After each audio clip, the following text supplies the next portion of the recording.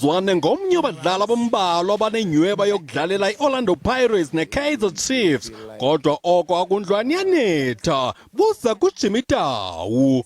Umangethe uzingela impumelelo nasebumnyameni kuba ikamva lakhe njengomqeqeshi wamakhosi lisemngciphekweni. We really want to win this game for our families as well. I, for one, as a coach, I think that will be good for me, to win my first derby. Kwelinye icala ukaqini incamo umnqwazi kubalandeli bebhakabhaka ngomqeqeshi waseSpain uJose Riveiro.